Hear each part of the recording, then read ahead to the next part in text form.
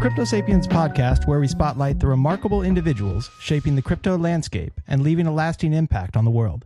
Join us for captivating stories of breakthroughs, triumphs, and invaluable lessons learned as we explore the dynamic world of the public greats working hard to build a brighter future for us all. I'm your host, John Ruth, founder of Spark Ecosystems, building impact evaluation and certification tools, including Daracy and Hyperminter. Today, I have the pleasure of speaking with Ben West. Ben West is a trailblazer in community organizing and campaign strategy, who thrives at the intersection of creativity and social change. Renowned for his dynamic solutions to complex challenges, Ben is currently spearheading community engagement and grant programs at Thrive Protocol. With a profound background as an environmental campaigner, his expertise spans governance, management, and communications, particularly in climate solutions and public policy. Previously, Ben was the executive director at Othello, where he led public engagement initiatives that pushed the boundaries of decision-making in climate action and urban planning. As the chairperson of the Great Climate Race, he transformed an annual 10K race into a major event, driving and funding renewable energy projects and enhancing eco-literacy, turning it into a catalyst for environmental and community change. Living with his partner and dogs, Ben juggles his professional commitments with personal pursuits in climate activism, free and open source software, and advocacy for human rights and indigenous rights. He can also juggle clubs, swords, torches, or just about anything the world throws at him. Ben embodies compassion, leadership, and a deep commitment to building a just and equitable society. He is a friend, a mentor, and one of the nicest guys you'll ever meet. Welcome to the show, Ben. Aw, John. You got me verklempt. That was the introduction. First question, was that ChatGPT 4 or 4.5 that wrote that? 4.0, and usually I go with pretty much the stock one, but I definitely tweaked it a little bit to well, thank you. Make sure it covered it. Yeah. It does pretty good sometimes, but you have so many accolades in your past. I think it was missing some of the good stuff, so I had to feed it a little here and there. But well, thank you. But yeah, welcome to the show. I really appreciate you being here. For the listeners out there, Ben and I have been working closely together for the last year and a half, maybe even 2 years now. Originally at Gitcoin and now at the Climate Coordination Network, running grant funding rounds for climate solution projects in Web3 and crypto. So we have a close working relationship, but he is off to this amazing new endeavor with Thrive Protocol. We're going to jump into that a little bit, but always love to start actually with everybody's origin story. How you found your way into Web3. I know I've heard little bits of it, but I'm sure we'll pick up something new here on the recording. But tell everybody a little how you journeyed into Web3 and a little bit of your origin story. Sure. Thanks, John. And I just got to say, what a cool thing to be on this podcast with you. We've been saying for a long time that you have the perfect voice for radio, and I'm just hearing it coming through your microphone here on this podcast, and it's filling me with a lot of joy to be here, kind of wearing different hats together in this moment. So thank you for having me, and hello to everybody out there listening, wherever you might be. So my origin story, I've got a pretty weird one, actually. I first was introduced to crypto in like 2012, 2013, believe it or not. And I, was stupid enough to not take my good friend's offer to convert my video editing software, PC to a mining rig. And this friend of mine is now an angel investor, and I am not. But such is life. Truth be told, I probably would have lost the money somewhere along the way, which would have been even more heartbreaking. So maybe it's all for the best. But actually, my very first introduction to crypto, I love telling this story, and tell me if I'm eating up too much time here. You know me, I'll ramble on. So this friend of mine, I was looking for a venue for a event that I was hosting when I was working for an environmental NGO, and this friend of mine had a event space that was basically like a yoga studio in an industrial area of East Vancouver. And I was looking at the space. This was for an event related to trying to stop oil tankers, just for context. And he brought me to the back of the space to show me how he had created a contraption that he had open source licensed, which took waste heat off of his computer and dehydrated fruit. It was basically like a big bubble that came off the back of his PC.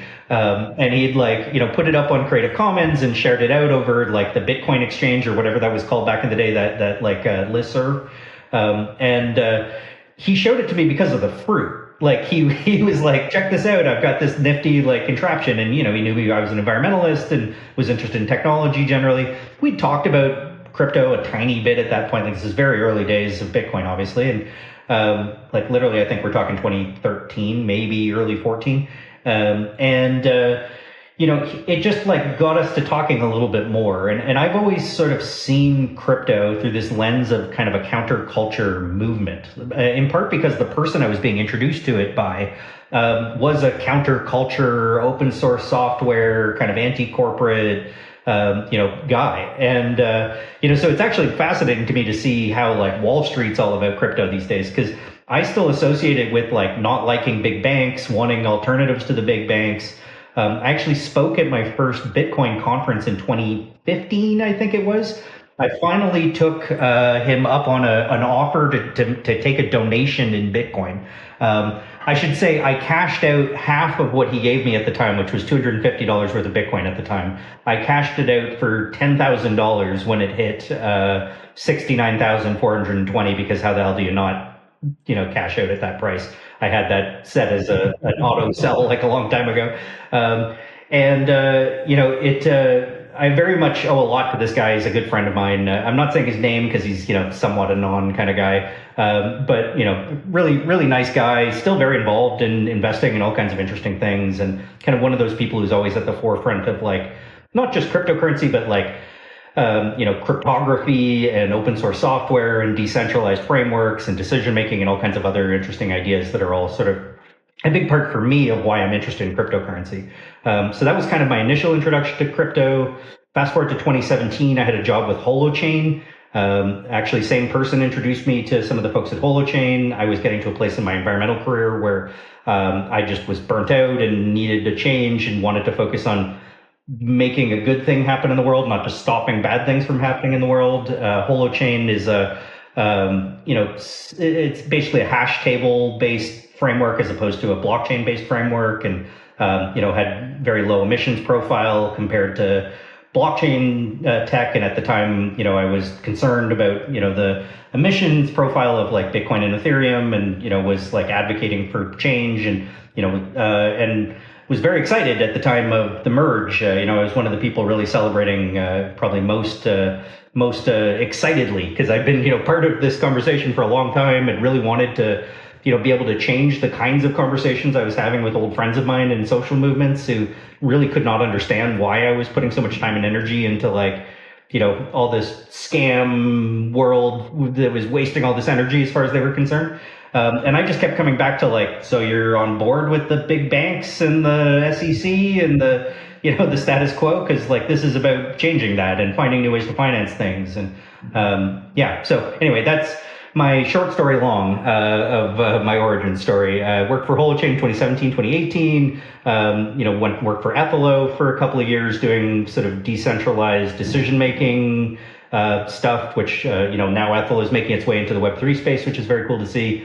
And it was actually DAOs really becoming a thing in a real way that really brought me day to day back into Web3. I joined FWB because that seemed interesting and sort of a cultural phenomenon. Bankless DAO, and got quite involved in Bankless DAO. And then I got involved in the Gitcoin public library, and really I'd been aware of Gitcoin for a while, but mostly just as like an open source software supporter. And when it started to talk more about public goods and like the idea of running climate rounds and things like that, that was really where I dove in, and it started out as being involved in the public library, got some contract work from Milwaukee. I like to say I kind of worked my way up from the mailroom at Gitcoin. I started by sending emails for Milwaukee related to Shelling Point, then doing volunteer coordination remotely for Shelling Point, which was kind of weird, kind of right at the tail end of COVID lockdowns and all that good stuff. And now fast forward a couple of years, which feels like 20 years. Spent a couple of years at Gitcoin, and now I've been at Thrive Protocol for a few months. Yeah. Amazing. I mean, I ask that question of everybody because there is just no straight like road to crypto at this point. I mean, I'm sure in the future, as we quote on board the billions and billions of the future and into this technology, that it will become, oh well, I opened a bank account and now I'm on chain, so to speak, but or some flavor of that, But I think at this point, everyone's story is a little interesting, little tidbits, and especially there, yeah, you could have been mining. You've got a friend that's, I'm sure you were into like solar dehydrators and stuff. It's like, a derivative of a solar hydrator. Instead of the sun, you got heat from your computer, dehydrating fruit, and what an interesting, little tidbit of the past. I can still taste those delicious apricots. Oh, that's amazing. Well, you mentioned DAOs, and I did, I jotted down something you'd written on your blog, but it says some of Ben's earliest memories from childhood include taking minutes with crayons for his parents' housing co-op committee meetings, which was a new one. New one on me in our relationship. But, I think a lot of people do make this association between the co-op model and the DAO model. So anything there of kind of that origin, I'm assuming that means your parents instilled in you these values of decentralization and community ownership and things at a young age. But anything to note there around that, or co-ops, DAOs, that kind of thing? My mom married a hippie when I was young, also known as my father, who was, amongst other things, he was involved in the alternative school movement, and he actually ended up working for an entity that ran housing co-ops. So not only did we live in housing co-ops, but he actually would take me around to these different co-ops. And his job was basically helping to set up the board structure and the bylaws and all that stuff. So, I mean, honestly, I've been around this kind of decentralized decision making like since a very early age, and like kind of just take it for granted. Like it's almost kind of like funny to me when people talk about sort of how revolutionary DAOs are, because I mean, pretty much my whole career I've worked in similar environments to that. Like I got very involved in student unions. And then I worked in nonprofits and in the Green Party, which was, a consensus-based decision-making model political party in at least in theory. That's a whole other conversation. I mean, and really it just all comes down to human beings and like human dynamics. Like, like you could have any number of different structures, but, if people's intent is nefarious, they can find ways to manipulate and abuse systems. And I've definitely seen many different flavors of that. And I kind of bring that, I guess, jaded old man perspective to a lot of DAO stuff, of like sort of having seen a lot of different organizations flirt with different forms of decentralization. And like, honestly, what I've also found along the way is a lot of structurelessness. And, when you don't have clarity, what you end up having is the loudest voices or the sort of dominant personalities kind of become almost like little mini dictators inside of sort of decentralized entities. So, definitely seen this play out in a lot of different ways. And in some examples where it's worked really, really well. Maybe we'll get to this later, but for a while I've been working on a book, which is at least somewhat inspired by the experience I had at a students' union in North Vancouver in British Columbia. So yeah, maybe we could circle back to that later. Yeah, I was going to say, I had it jotted down. I think that was another one of those that I didn't realize you were working on a book. So that's exciting. In all of your spare time. Yeah, exactly. You're writing a book nonetheless. I think that's, I think it allows you to have such insight into these organizations because it isn't new to you. I mean, I think in the space DAOs emerge and all of a sudden everybody's like, we're going to reinvent the decentralized model of running organizations. And it's like, there's been a lot of trials and experiments around these types of organizations in the past called different things. And yeah, there wasn't blockchain involved, but community owned and decentralized decision-making is not just started now. Yeah. And I think that's some of what you bring to a lot of the work that you do and DAOs that you're a part of is having this like long tail history of like, look, folks, there's some things that did work. There's great experiments we can run now with this tech, and we don't need to reinvent the wheel. I think that's something I struggle with a lot in this space is people just trying to like invent the future and reinvent everything. And it's like, we have to learn from our past. Like it's a core tenet of like all of history. Like if you don't learn from your past, like you can't invent the future. Like it just doesn't work that way. Totally.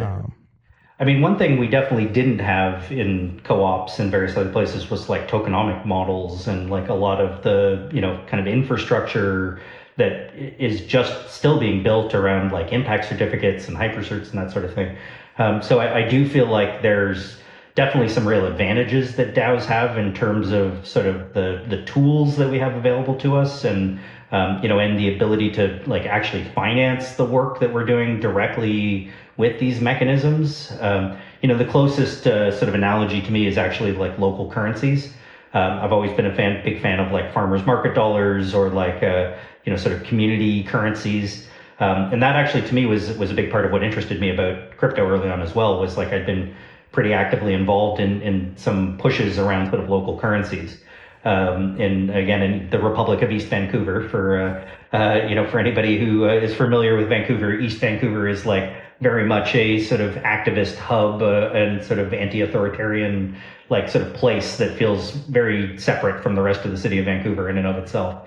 It was an interesting sort of staging ground for a lot of this kind of discussion. I was also part of something called the Work Less Party of BC many lifetimes ago, which was like a work time reduction campaign.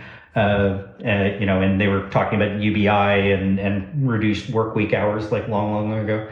So all kinds of interesting ideas germinating in East Vancouver. Yeah, it seems like at least in the Canadian scene, you really have been like traveling in what has been sort of the forefront of so many of these ideas. Watching some of the old videos on your YouTube of your days of past as an environmental advocate and organizer. It's clear that you've been standing in the movement and standing for a better world for a long time. And I've had a problem with authority since a young age, and and honestly, like ran as far away from Toronto and that sort of big city culture, which like, I mean, Toronto might seem small to an American, but like, for Canada, it's like the big city, and like Vancouver feels like a little fishing community, comparatively speaking. Like, now I actually do live in a small community, but that's a whole different story. Yeah.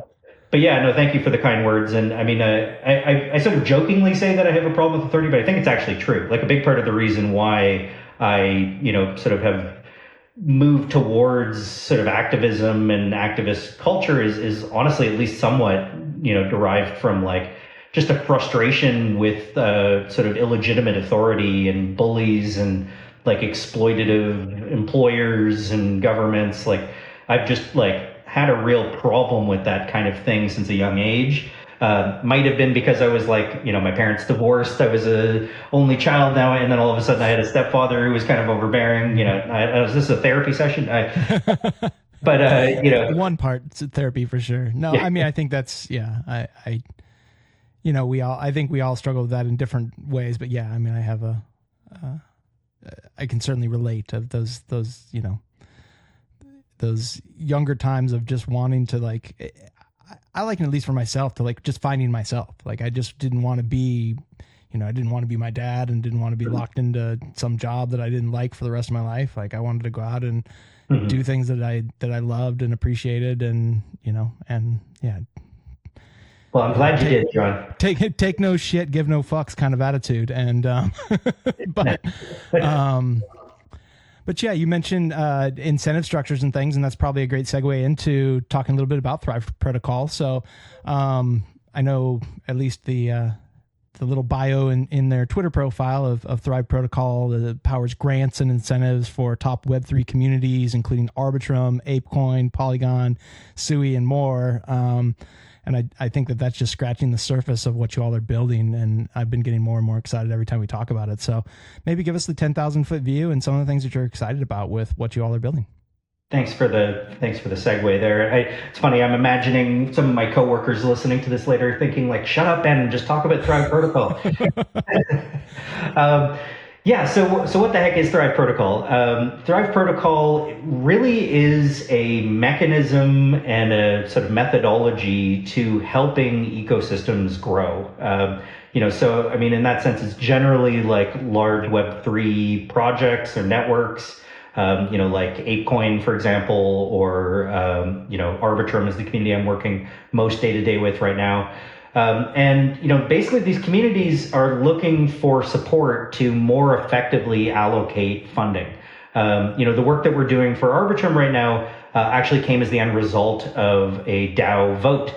Gotta love this world that we live in, where millions of dollars gets allocated by a decentralized group of people deciding they want to try something out.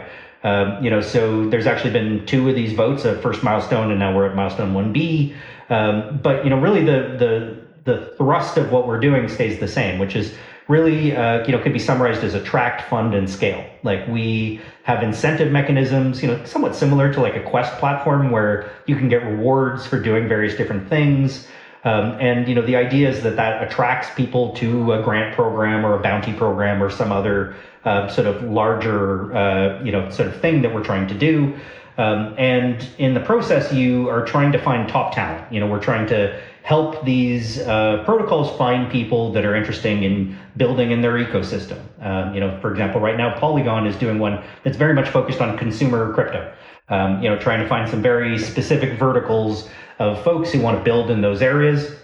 And of course, they have lots of other ways that they're doing similar things.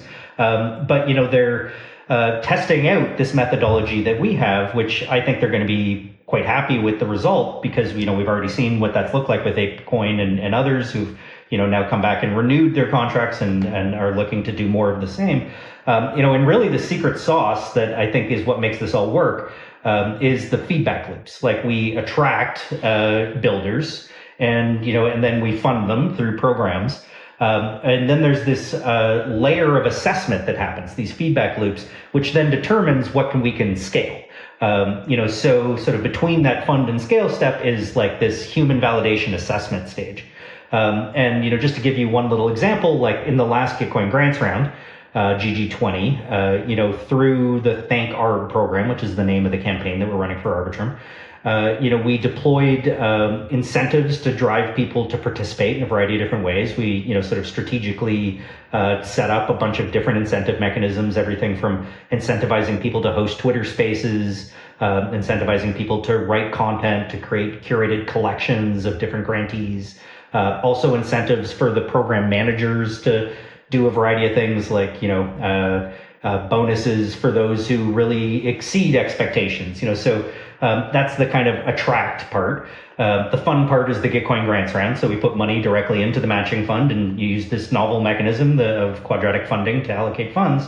And then the last stage is really, and this is actually something we're doing in partnership with our friends at Karma, is that people are being incentivized to create milestones. So every month, as people are reaching their milestones, you're asked to sort of set up a monthly, like this is how much we hope to accomplish within this month. And then you're giving an update on how you did against those milestones. And we have a set of human reviewers from the Arbitrum community. We actually have a pool of about 50 of them at this point, which is very cool. And they're going in with a rubric and a set of instructions, looking at the work that's being done by all these people. First, the milestone they set and attaching a score to it, and then how people did at actually reaching that milestone or not. And the interesting thing about this, you may have noticed I mentioned a bunch of different platforms. Like, we're doing stuff with Karma, we're doing stuff with Gitcoin. We're about to do some stuff with Ethelo, interestingly, and I'm hoping we'll do some stuff with Darcy too in the near future. But that's a whole other conversation. Really the kind of piece that we bring to the table is like a methodology for funding reviewers to do reviews and then to measure the quality of those reviews. So we've created a sort of a scoring mechanism to like look at how often reviewers are in step with the consensus view versus outside of the consensus view. And if they're outside of the consensus view, we're looking at whether they're adding additional value to the dialogue with their comments or other input. So it's kind of a complex mechanism for determining the value of the assessments that are being done. And then we have reviewers that are at different tiers. So there's like a tier 1 reviewer, tier 2, tier 3. And the tier 1 reviewers are paid the best, but they don't just automatically get that indefinitely. If they don't do a great job reviewing, they're often sort of, their decisions are out of line with the consensus view, and also they're not adding a bunch of good rationale as to why they're out of line with the consensus view. Far be it for me to hold it against anybody to be outside of the consensus view. They can either move up or down in terms of their position and how much they're paid. And so that's a process that we're just starting to really roll out in the Arbitrum process. But what you're going to increasingly see is that this is like a plug and play toolkit where we're able to actually generate impacted certifications and various different kinds of assessments and attestations based on these reviews, which can then be fed back into things like Allo Protocol or various other places to actually have an impact on, say, eligibility decisions or whether to fund people for the next round of grant funding through various other programs or whatever else it might be. That, I guess, in a nutshell, is Thrive Protocol. It's a mechanism for incentives and for feedback loops. And kind of under the hood, there's all kinds of interesting stuff going on that, kind of determines how we configure the platform, what the targets are and the goals are, and then how we sort of manage that rollout to sort of facilitate all the stuff that comes along with having a whole bunch of human beings doing work. Really, the mission is to change the way that people are rewarded for work. Often, like, it can be very difficult to know how to jump into a DAO and be a contributor. And it can be very difficult as a funder to really know how to allocate funding. As somebody at Gitcoin for the last couple of years, I always wished we had some sort of feedback loop at the end of the process. So just having the opportunity even to test that has been something very interesting to me, and I'm super curious to see how all these reviews coming out of the last Gitcoin grants round are going to look. But also, we've just recently completed a request for proposals in the Arbitrum ecosystem to test out a whole bunch of other novel allocation mechanisms. We're actually testing, just did the count, I think it's about 14 different mechanisms. And we're going to be doing the same exact process with, incentives and feedback loops for each one of these. And then, as we're going, writing analysis and reports, sharing what we're doing, building the spaceship while we're flying it, so to speak, and also sharing, takeaways and sort of candid assessment of, various different factors related to all these different programs, all with, human validators doing this work along the way. That's amazing. I mean, there's so much there we could jump into. I think what comes to mind to me is that I've always seen this idea of like impact evaluation as kind of a triangle where you've got some kind of claim of impact, you've got some way to evaluate that impact, and you've got some way to fund that impact if the evaluation comes back positive. And it sounds like instead of trying to build any one corner of the triangle, you're trying to be the triangle, and you're not attached to like who is doing the impact claims. Like there could be 10 ways to make an on-chain attestation or maybe even off-chain attestation of a claim. And then there are different ways in which that can be evaluated. So over in that corner of the triangle, there's all sorts of different tools that could be used. And then you have all these ecosystems that have funding that want to be, driving more impact into their ecosystem or into whatever is important to them. And, it feels like, and it sounds like in our talks that some of those tools may be adopted. At some point, you may start to build some of your own tools. But I think this willingness to really look at what's out there and start to really connect the dots of these different tools together, along with a funding partner, which I think is one of the pieces that's really been missing in the early stages of hypercerts and even Karma Gap and some of these tools, and even what we're doing at Darcy. Like there's until you have that funding, like making a claim of impact, and even if you can certify it's a good claim, unless there's somebody to buy it, like there's no reason to do it. And so then how do you get the person out there doing all the work to actually play the game of impact evaluation and certification, and then at this point, and it's that funding. So I think the way that you all have connected all those dots together is so powerful.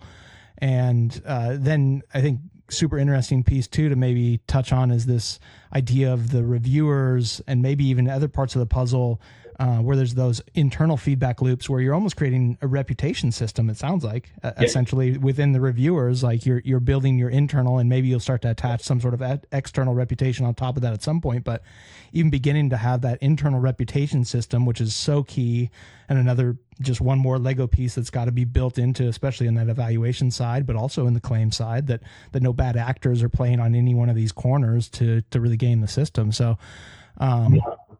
Yeah, I don't know any comments on all of that, but really amazing what you guys are building. Thank you, sir. I mean, yeah, you're definitely right that having the funder is really the critical piece of all this. And really, for it to make sense for them, it needs to be a flywheel, right? Like this, like the story that we tell to our partners or our clients is, that this is like $1 in, $2 of impact out. That we're helping them ensure that they're actually funding the right things, and that the money that's being spent on an evaluation is actually a small cost in comparison to knowing that your funds are actually being allocated appropriately. And like, I think the way that that's been done more often than not in various other, it's definitely nothing new to do human evaluations. There's, peer review processes and in universities and academia in general, in various places of the European Union, there's grant programs that run through governments that implement similar programs. Really what we're, I think, building on top of that is just the on-chain mechanisms and sort of taking those lessons learned from those other places in the world where people have been experimenting with these kinds of ideas. A lot really comes down to how you design the process. I spent 2 years at Ethelo running community engagement processes, which were basically decision making with multi-criteria voting and a rubric of some kind. So definitely spent a lot of time in this space already.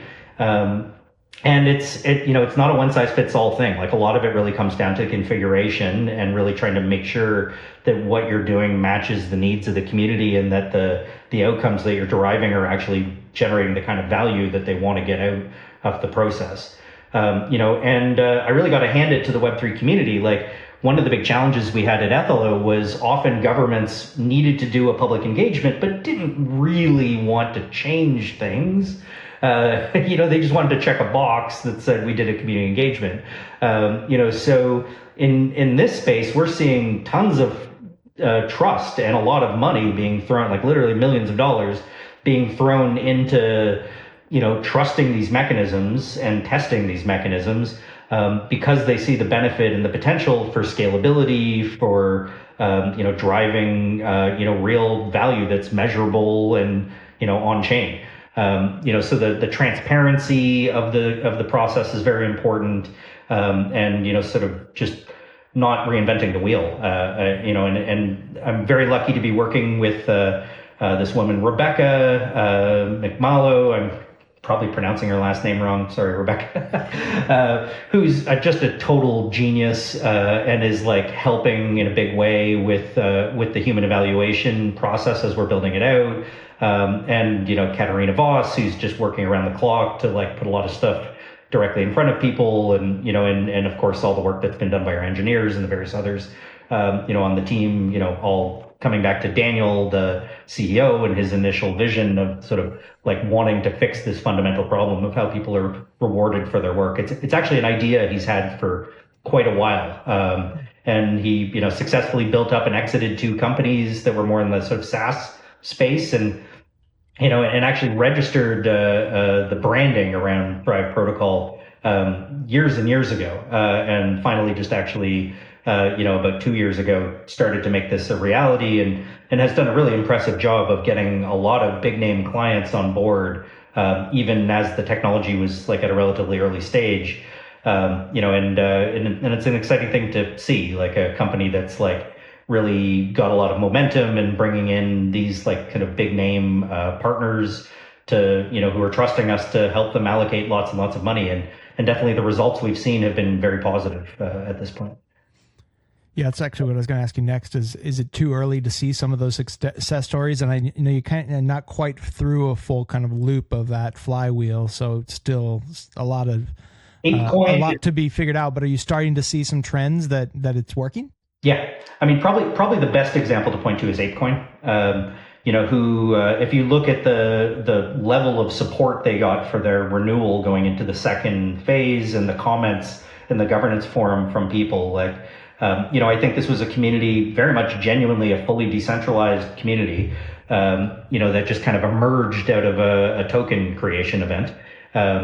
And then had a reasonably large treasury to give away, and we're just kind of trying to figure it out, and they had proposal processes and voting and governance, but there was a fair amount of dissatisfaction with those processes, as there is in almost every DAO. And then we ran a sort of first time slightly smaller round for them. I mean, this was before I was involved in Thrive, but and it was very successful. And people were genuinely happy with how the funds were allocated and what they were able to do with it as a result, and the impact that's had. And now we are in the sort of second iteration of that relationship. We now have this amazing degen ape trader, Dilly, who's very much a guy from the community. And just really shows how important it is having people that are from the community playing an active role in helping to shape the program. And also it's just great having some big brain degen folks involved in the company in general, because they're helping us think about lots of different things in terms of incentive mechanisms and marketing and yada yada yada. We really have a mix of degens and public goods maxis and just ideological builders and interesting people in the Thrive space. I should say it's a very international team. Most of the team is somewhere in Europe, but also some folks in Asia and elsewhere around the world. But yeah, I mean, probably Apecoin is the best example to point to.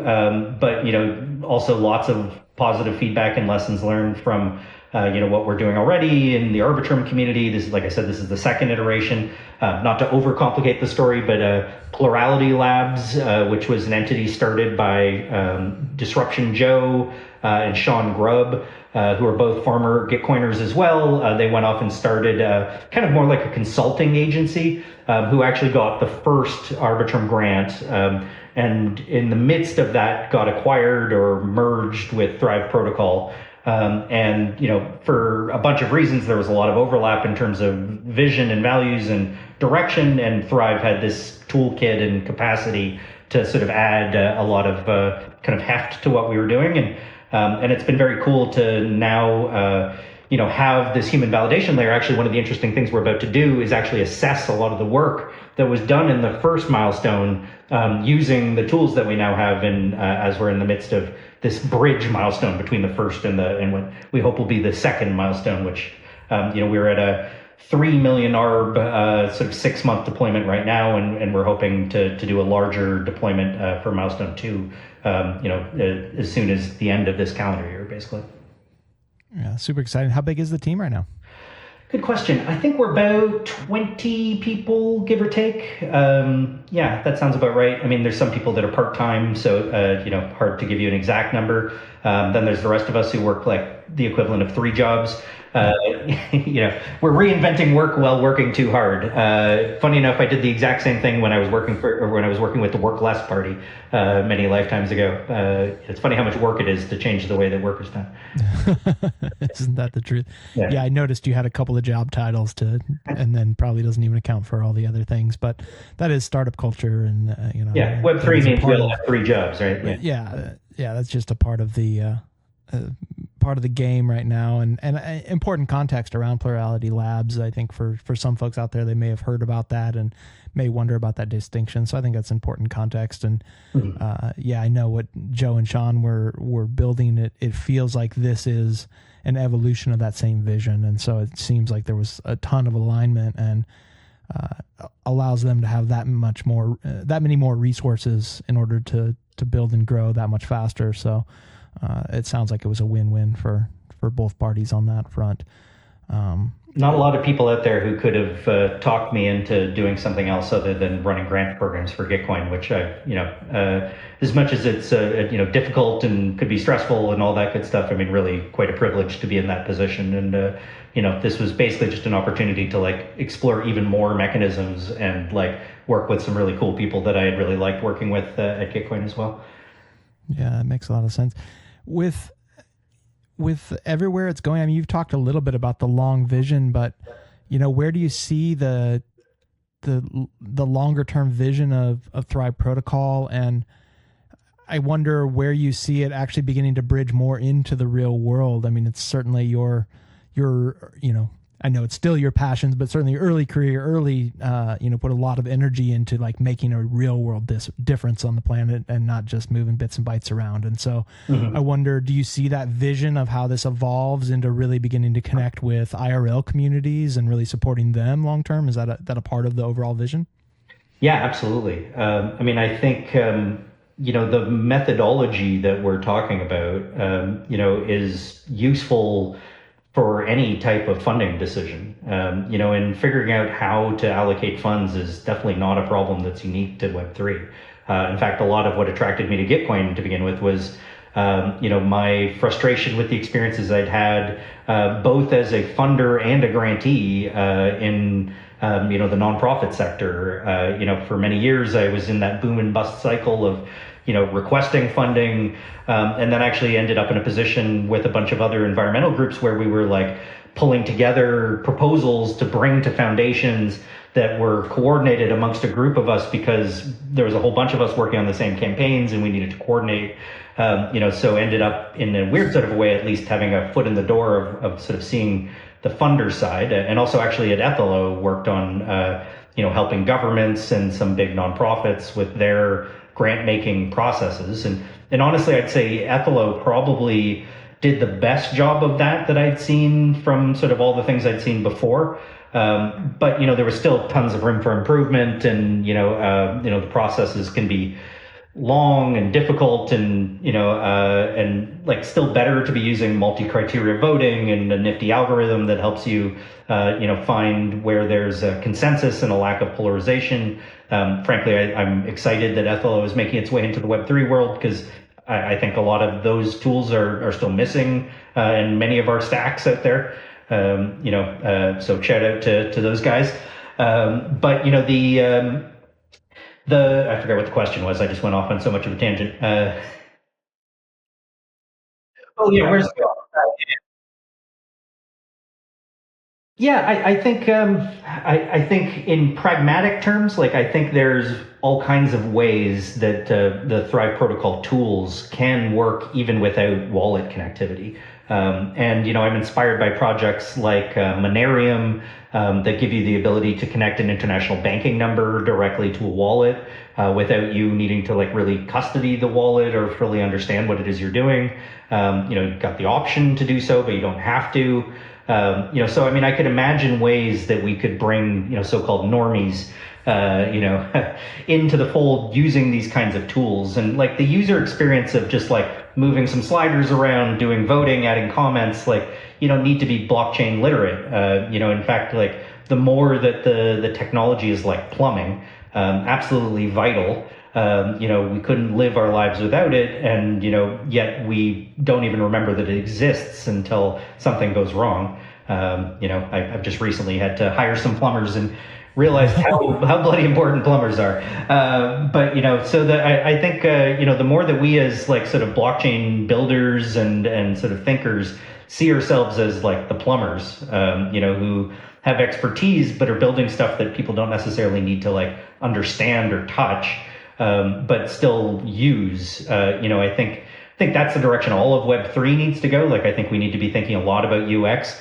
I'm quite happy that like, funny enough, I literally just came from a stage gate review, like looking at sort of mock-ups of new versions of what we're building at Thrive. And I can tell you that there's a really big emphasis on user experience.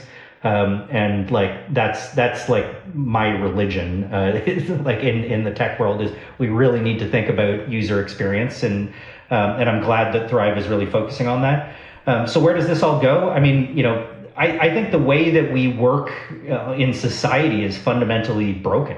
I'm a fan of, some of the thinkers like E.F. Schumacher and others who like have really thought hard about, how we could actually reinvent work. I find, work is the final frontier of democracy. It's like this one place that we spend the majority of our time, yet we really have very little power. And like the more that we have infrastructure and tools like this where people can be rewarded fairly for their contributions without friction or barriers to entry, where you can just like literally show up, see a bounty, do a thing, get paid for it. That to me is revolutionary, like that to me is super exciting. So how that plays out, who uses these tools, how they're used, there's a lot of big question marks there, but like just fundamentally setting up that kind of infrastructure and just providing the toolkit and the SDK, so to speak, for people to adopt in any number of different ways. Like, to me, that's super, super exciting. Yeah. I mean, that becomes huge then if you can begin to unlock that. And I think that's what so many different parts of crypto right now are trying to figure out is how do we, I've been kind of referring to it in a couple of projects I'm working on as like this Web 2 mullet. It's like, Web 2 on the front end, Web 3 in the back, but you just never, unless you, dig underneath or turn around, you don't really know that it's there. And that's, I think that's where we have to head with so much of the technology. And that doesn't mean we can't still then allow a path for people to have self-custody of their wallets and their funds and go deeper. But it does mean that, as we sort of said in the front end, that user journey, that origin story becomes as simple as like I logged into a website with my email address and I magically had a wallet and was doing Web3 things and I didn't even know it. I think that's power.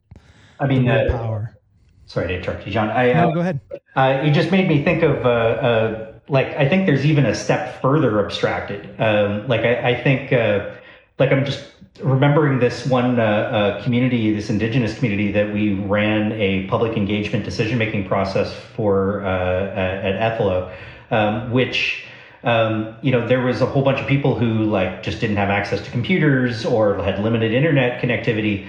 And what we ended up doing was actually like having phone surveys or paper surveys that were a copy of the online survey, had somebody else putting it into the system, then it was going through the algorithm and being matched up with everybody else's opinions and views.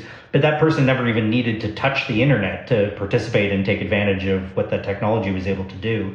And actually there's like folks out there like Seven Energy, who does, like community scale energy trading.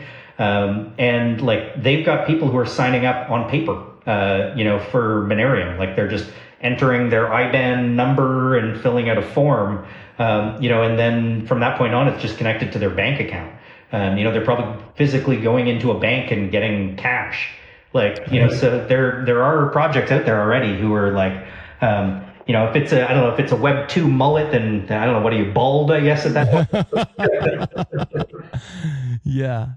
I think that's, so much of that tech, and it's really emerging. It feels like in the tail end of this last, bear cycle into this bull cycle, it feels like it's one of the themes that we're seeing is, I think Coinbase with everything they're doing with their new wallet, mm-hmm. all of their effort with on-chain summer is really about people building super usable apps for the everyday person.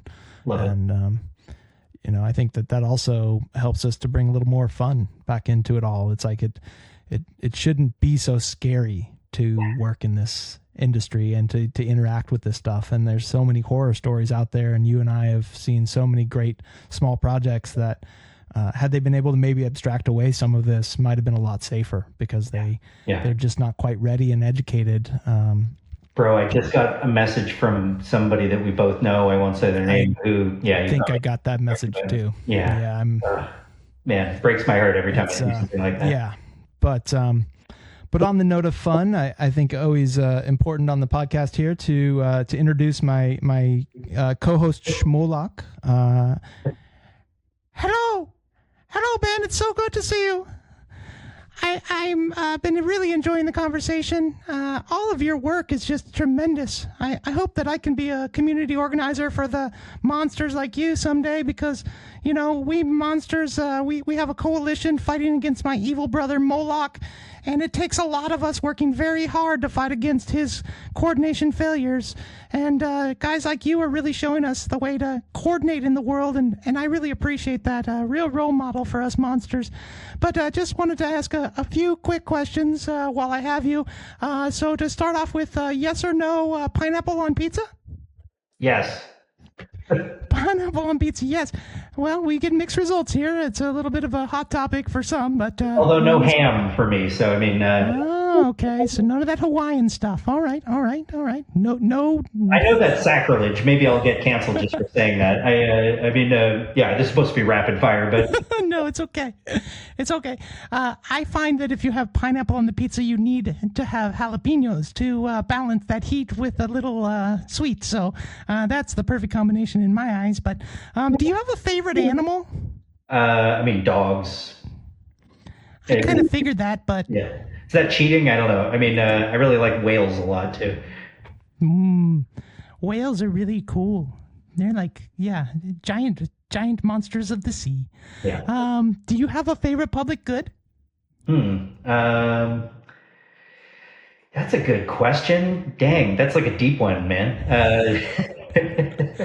Or sorry, I don't know. It doesn't have to be rapid fire. You can dig into it. It's okay. Let's see. A favorite public good.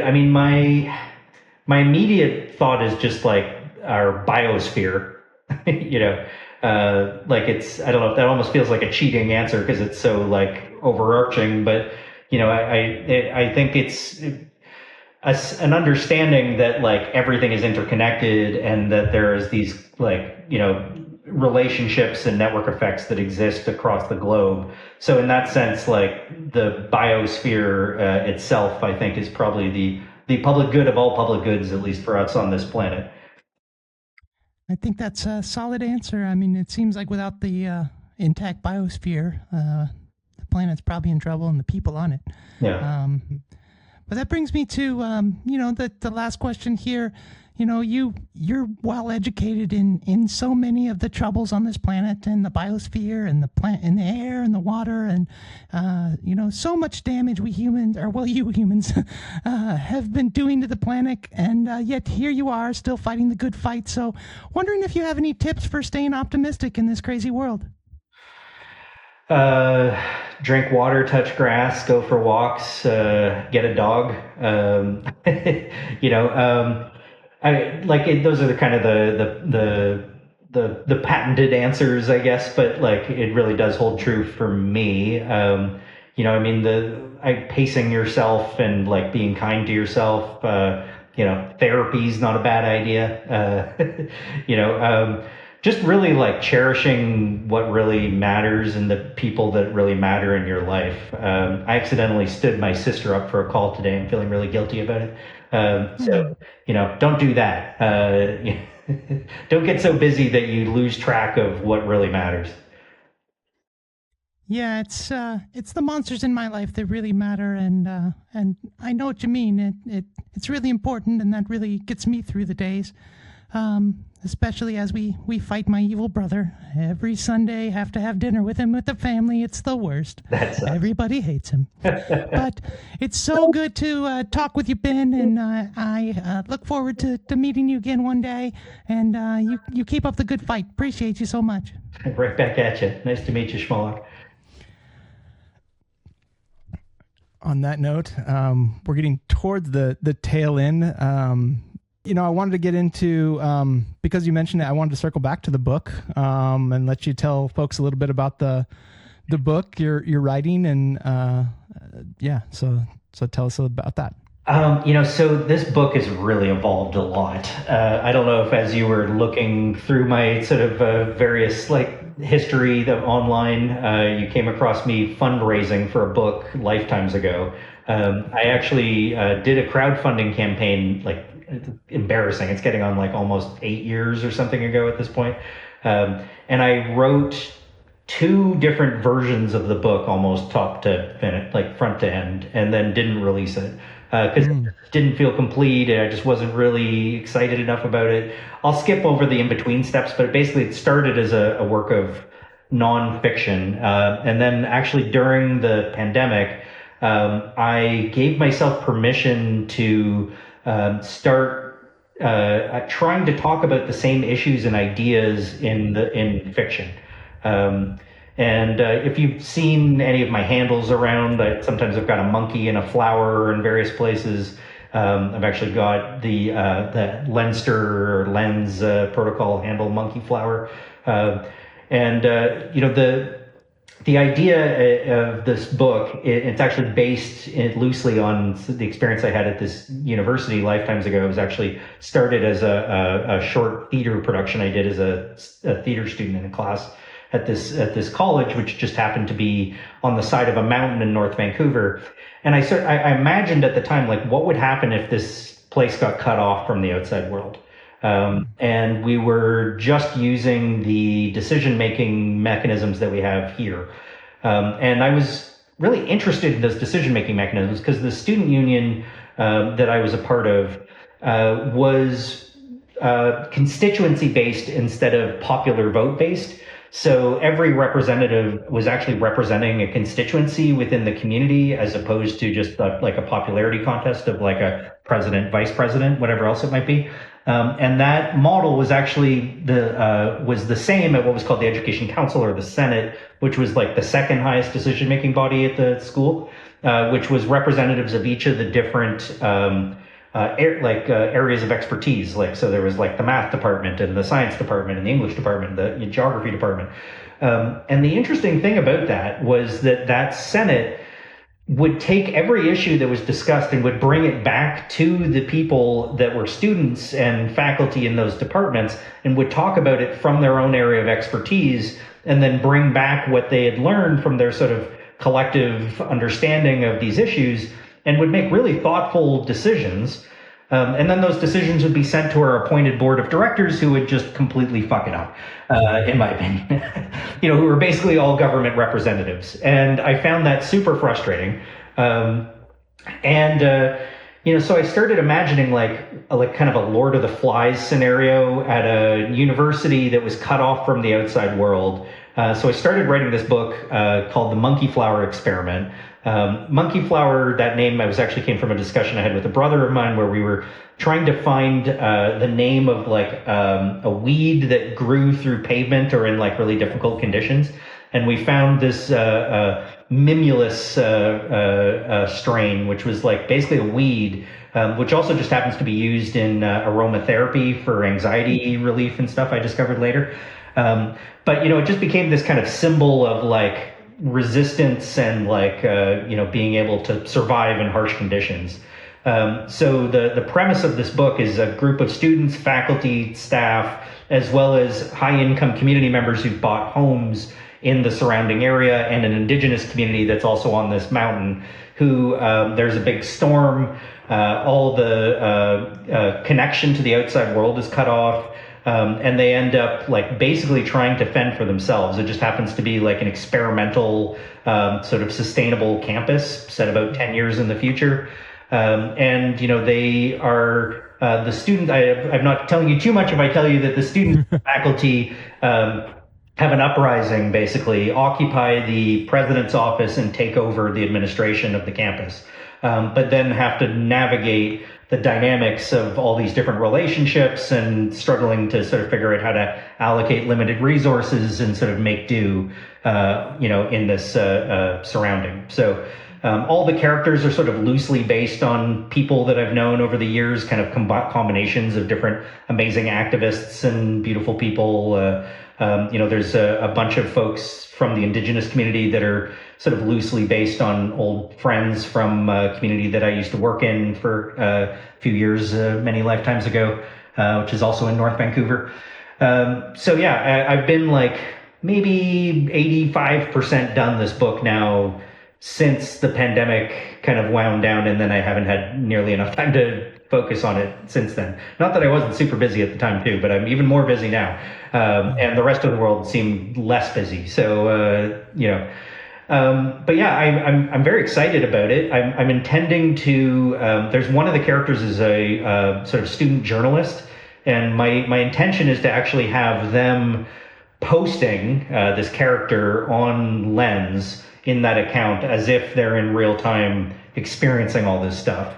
And I think I'm actually going to do some public library style meetings where we talk about some of the issues and things that people would be wrestling with and try to sort of crowdsource some ideas or thoughts or things that might play into what goes into the book. And, so there'll be the ability to like collect parts of it as like, content on Lens. And, who knows, maybe I'll publish the whole thing on Mirror or something. I've also got some very interesting artists who've started contributing work that might be collectible as well. But I also owe a bunch of people a book. So there will be like a hardcover version of the book and a digital version of the book that goes to people. And I actually found a way to include one of the things I wrote previously in the book. So I wrote one of the versions of the book I wrote was called Burn Less Stuff. And it was about human beings' relationship to fire, which is a whole other story. But, basically trying to find a way to like really simplify what we were saying about climate change, like that really we just need to burn less stuff. We need to change our relationship with fire. There's, all kinds of ways that it's super helpful and useful to us, but we've been sort of abusing that. And we need to be much more intentional and thoughtful about it. So anyway, that book now shows up as a work of nonfiction that a character was inspired by in the work of fiction. So I will deliver that as well to the people who bought it a long time ago. I have had some people who I apologized and returned their money to a long time ago, by the way. Most of the other people just wanted to be supportive, and I'm hoping they're just like pleasantly surprised when they get something eventually. But yeah, definitely a very different project than the one that they originally funded. Yeah. Well, I imagine they funded it for the art and then for you, and so I bet they'll be excited about that. And if it's a Kickstarter type thing, I've certainly had a few where I got a random gift in the mail like 5 years later, and it was like, oh yeah, and so I think it'll probably be a pleasant surprise. I think so too. And actually, fun fact, I just remembered this. My friend who gave me that Bitcoin, just to close the loop, was for that book. That was actually what he gave me the money for. Oh, well, that's amazing. Yeah. Yeah. So that actually tells you how long ago it was. 2015. Yeah, we're at like 8-9 years almost now since a bunch of people were nice enough to donate some money to me. I'm sure most of them have completely forgotten, especially given how often I was raising money for many different things from all of them, whether it was political campaigns or nonprofit campaigns. Most of those people were just lovely humans who were supporting good work one way or another. And always been a big fan of crowdfunding. Gotta love when the community can come together and find ways to fund things. And when you attach all the nifty stuff we can do with tokenomics to that, who knows what we can do with it. Yeah. I mean, I think it really opens up a lot of possibilities for the future. I think as two people that are out here fighting the good fight and trying to save this planet for us humans, it does give me hope, and I think you as well, that these mechanisms can really help to coordinate capital to the things that matter to us, but probably more importantly, like real solutions to the problem of climate change. I mean, it's the greatest coordination failure we humans have ever faced, and yet here we are, so many years after knowing about it, as you know, probably even better than I. And Moloch is real, bro. Moloch is real. Yeah, and at the same time, like it feels empowering to be a part of this movement, because it does feel like it's the people. It's not us trying to elect the right politician or the right people to our DAO so that they can come and save us. It's like, it's up to us. We can either use these tools and really make a difference in the world, or maybe it's our last little bit of hope that we can do something to really fight this. The potential tragedies that will come if we don't do anything. So I hate to leave it on a low note, but I mean, I think it's also a positive note of like what really the power of what we're building here. But anything along that you want to share, or call to action to anybody out there around whether it's Thrive Protocol or something they can be doing in their community, any of that kind of stuff. I think it's a great place for us to wrap this. I mean, just at the personal level, like, I have spent basically my entire life, around people trying to make things better one way or another. And I genuinely am inspired by the folks that I come across in this Web3 space. There's lots of different folks. There's lots of people doing things that are shady or, not that great. I mean, that's just the end result of everything being open source and, and also there being money attached to it. It brings out a lot of the worst of human nature, but it also is a beautiful experimental playground for a lot of people trying to make things better. And you hear about that a lot less. And I just feel so privileged to have found, people like yourself and so many others who are like, just actively day to day trying to figure out how to make things better. And it can be so stressful and frustrating being sort of stuck trying to like fix problems in the sort of legacy world in ways that just have not worked. There's definitely lots of people doing lots of super important, impactful things that's having an impact. I don't want to say that that's not the case, but like just seeing like models and mechanisms like trying to change the way that work is done or how important work is funded, is just so fundamentally important. And it gives me hope just seeing all the people who are showing up and are like just eager to learn and to sort of make things better. And it doesn't have to be what you do with every minute of every day of your life, but like, if you're listening to this, you're probably interested in making things better in some way. I'd say, you probably don't need me telling you what to do with your time, but, I personally found it very rewarding to also get involved in stuff in my community, like so that I'm actively working on like trying to address real world problems on the ground in my community at the same time as like, doing work that's happening in the digital space. The power of the internet really connects us in all kinds of beautiful ways, but, can also disconnect us from the world if we spend all of our time in front of a screen. As somebody who used to be much more IRL everything, as much as I always use digital tools to organize, I guess I just encourage people to not lose sight of that. And I think there's a reason why, conferences are such a big part of our community is that, people do really want to come together and make things better. And I guess just like, don't lose hope, like look around and see all the, like, just keep looking for the inspiration because it is out there. There's great people doing great stuff. And, podcasts like this one are a great way to like, go down a lot of different rabbit holes as, people like John are nice enough to introduce you to all these nifty people and, and don't hesitate to reach out and try to contribute and get involved. And, hopefully there's meaningful ways for you to do that. And if not, give us a call at Thrive Protocol. We'll figure it out. Amazing. Well, as we wrap things up, we'll put all of Ben's socials in the show notes.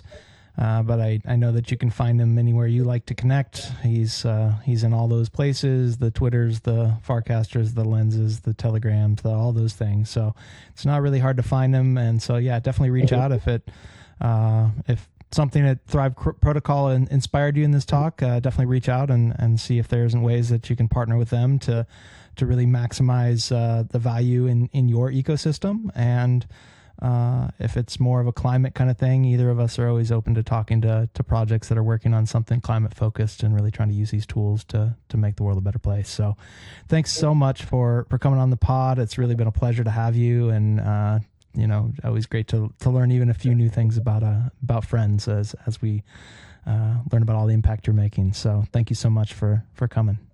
My pleasure. It honestly feels, as a Canadian, it feels weird talking about myself so much. Next time I got to interview you and used to learn more too. Thanks for doing this, John. This was super fun. Appreciate the time. Yeah, appreciate you. And we'll talk to you all out there next time. Appreciate all the listeners and all the support. Y'all have a great day. Peace.